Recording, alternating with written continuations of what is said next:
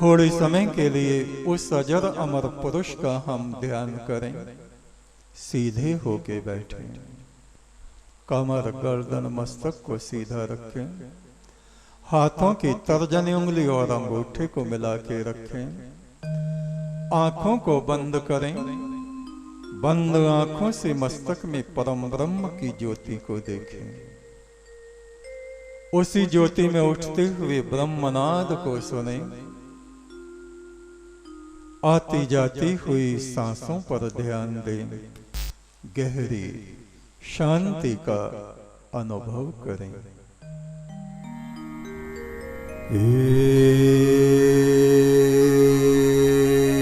एक तो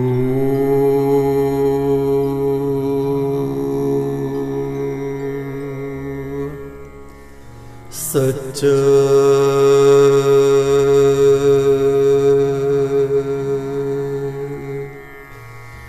तेरा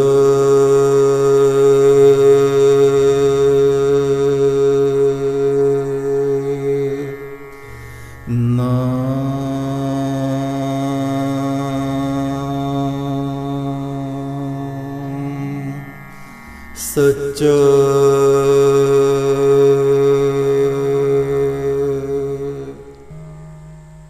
वो भी वैसा ही हो जाता, वो भी वैसा ही हो जाता।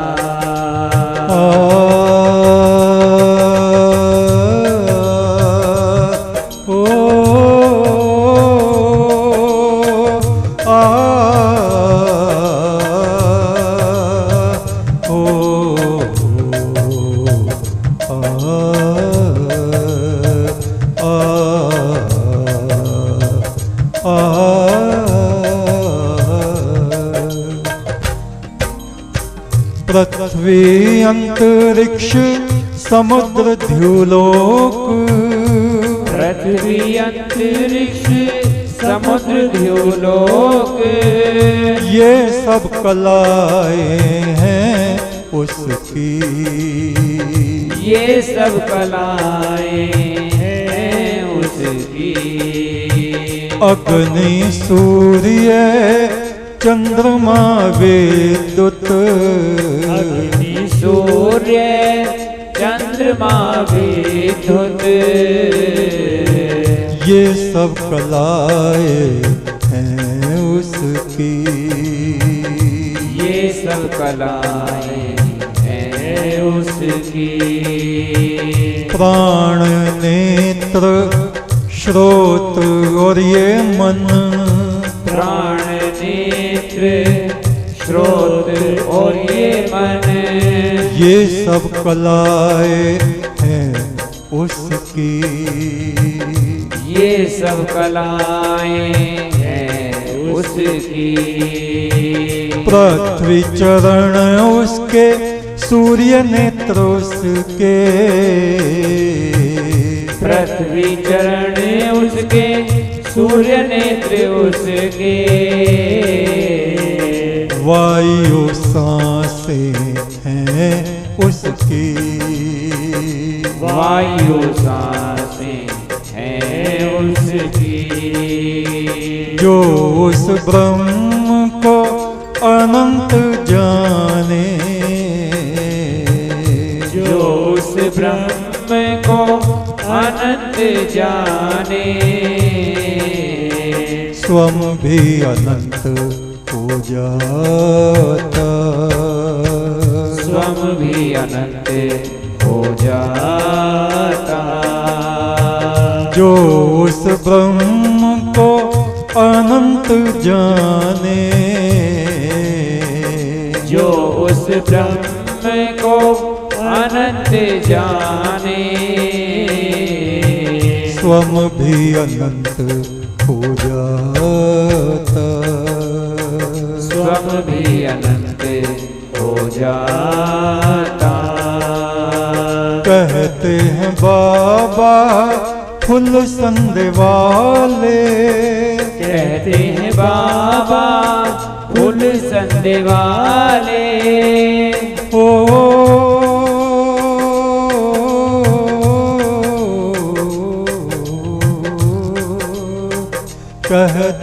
बाबा फुल संदे वाले, कहते हैं बाबा फुल संदे वाले।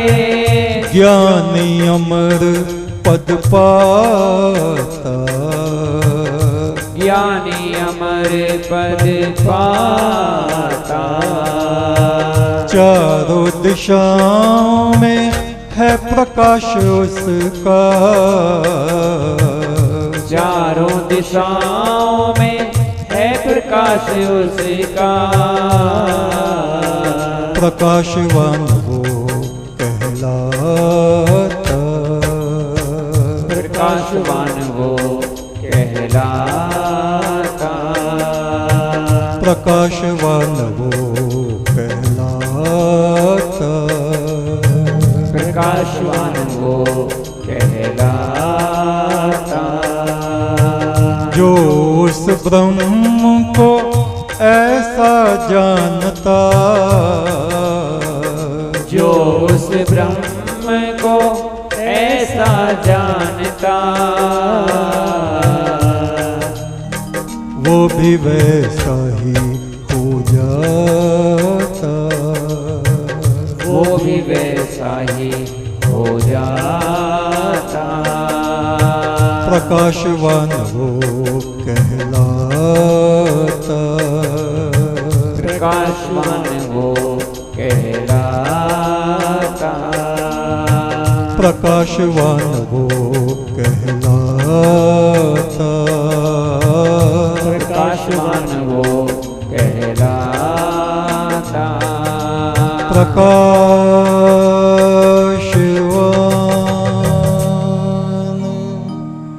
प्रकाशवान वो कहलाता।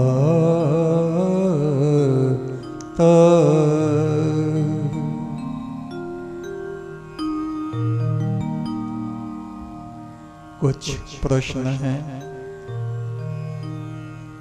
गौरी भतीजा देवपुत्री फिरोजाबाद से,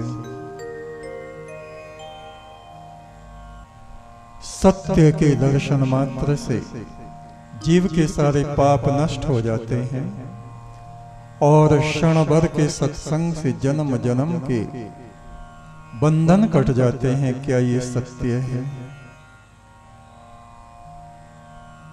बिल्कुल सत्य है। सत्य क्या है? सत्य परमात्मा। और जिस जन्म में उस सत्य की अनुभूति, परमात्मा की अनुभूति किसी को होती है तो उसके जन्म मरण के बंधन नष्ट हो जाते हैं।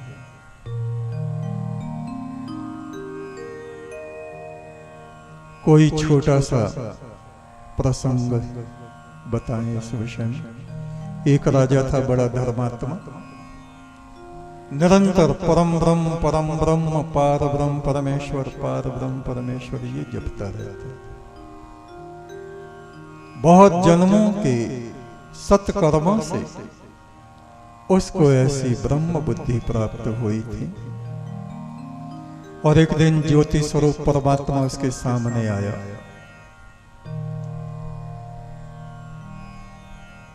कहा, मैं ईश्वर हूं, जिसका तुम नाम लेते हो वो मैं ही ज्योति स्वरूप हूं। क्या चाहते हो बताओ। राजा के आनंद का ठिकाना न रहा। ओ हो, मेरे ईश्वर, मेरे परम पुरुष।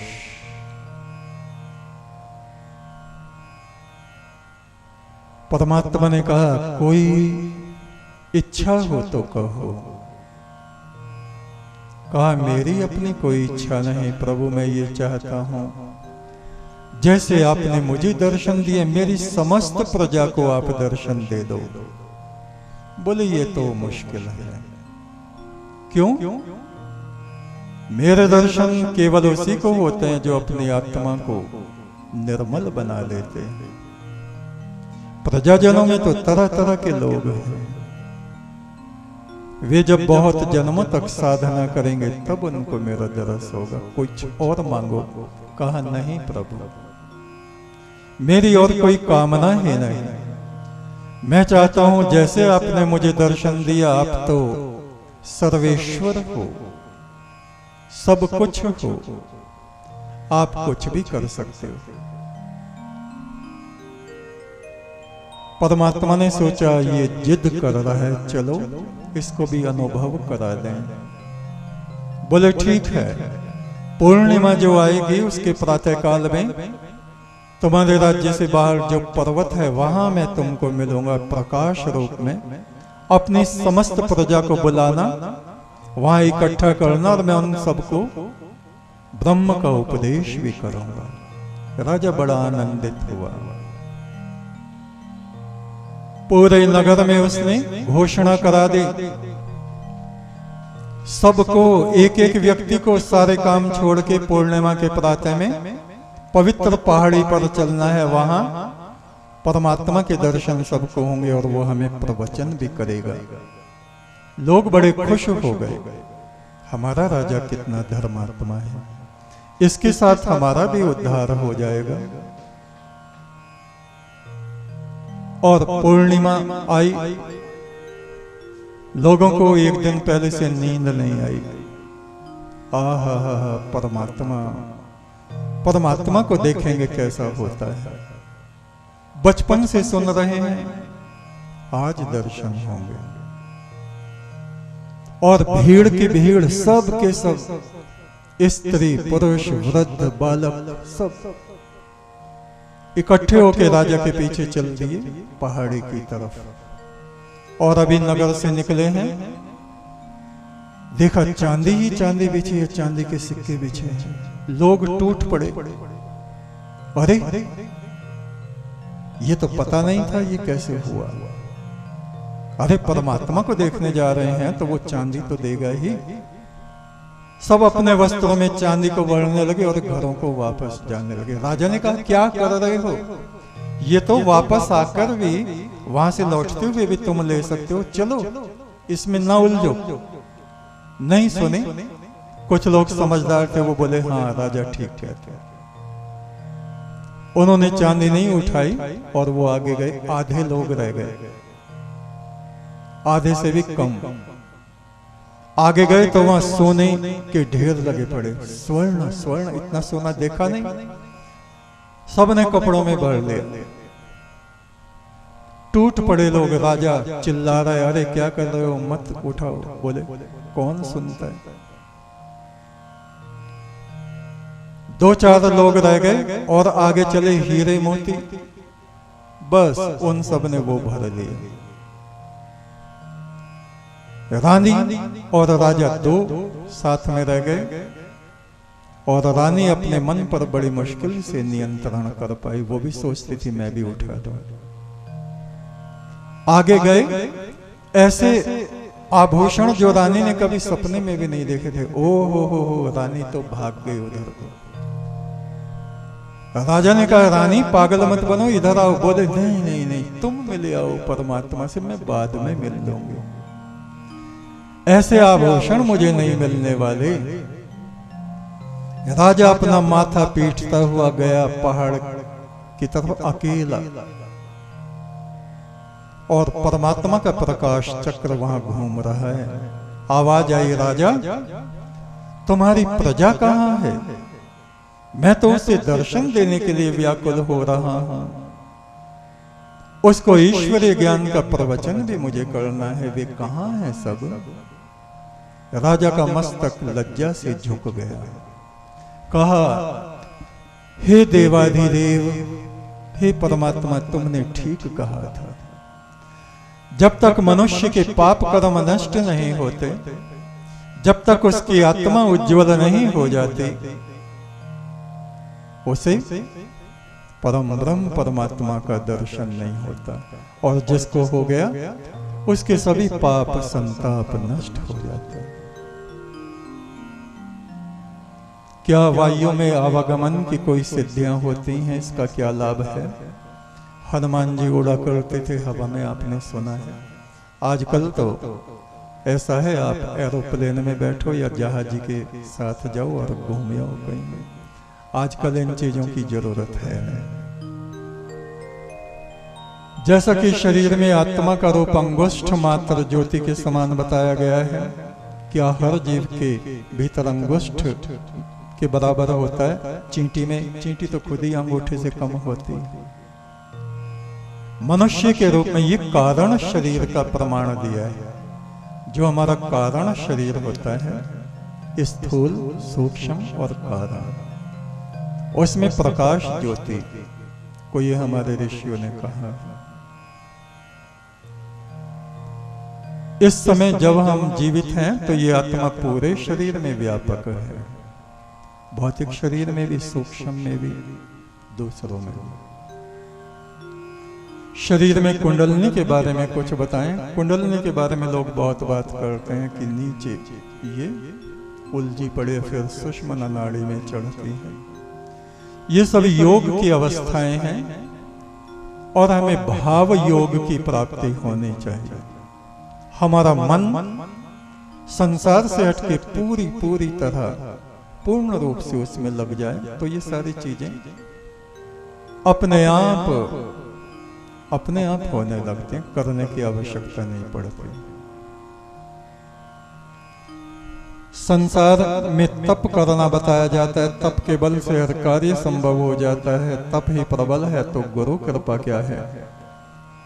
गुरु कृपा यह है कि गुरु के वचन सुन के ही मन में आएगा कि हम तप करेंगे, नहीं तो तप करेंगे ही नहीं। शरीर का संयम, वाणी का संयम, मन का संयम, यही तप है। और ये आसान नहीं, मुश्किल है। केवल शरीर को सुखा लेना तप नहीं होता। इस आत्मा को प्रकाशमान करना, बुरे आचरण से अपने को बचाना, यही तप है। नीरज चाहल हैं बिजनौर से, गुरु चरणों में नमन। शुभमस्तु। पत्रिका में लिखा था, हम लोगों के धर्म में 3 प्राचीन नियम हैं। प्रातः उठ के स्नान करना, ब्रह्म उपासना करना, दान करना, उसके बाद ही खाना पीना। यदि कोई सफर में है और ट्रेन में उसे 3 दिन लग जाते हैं तो क्या करें?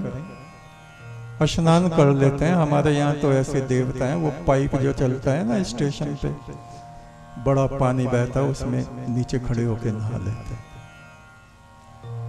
और उसमें भी ना नहाए तो वॉशरूम में जाके अपना गिलास भर भर के ऊपर डाल लेते हैं, नहा लेते हैं। कोई प्रॉब्लम नहीं है। हम तो कई बार बीच सड़क पे बैठ के नहाए हैं, तो क्या है, सफर में जैसा हो वैसा कर लेना चाहिए।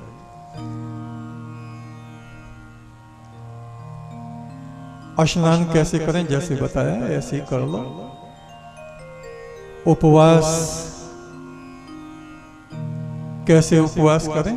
बस जैसे हो सकता है पहले से प्रबंध रखो उसका कि हमें निर्जल उपवास रखना है, जल वाला रखना है, फल वाला रखना है, जो भी आपको रखना है वो रखो। ये कोई मुश्किल बात नहीं है। नियमों का पालन कैसे करें? बड़ी आसानी से होता है। पहले ही आप अगर उसको मुश्किल मान लेंगे तो मुश्किल पड़ेगी, नहीं तो कुछ है थोड़े।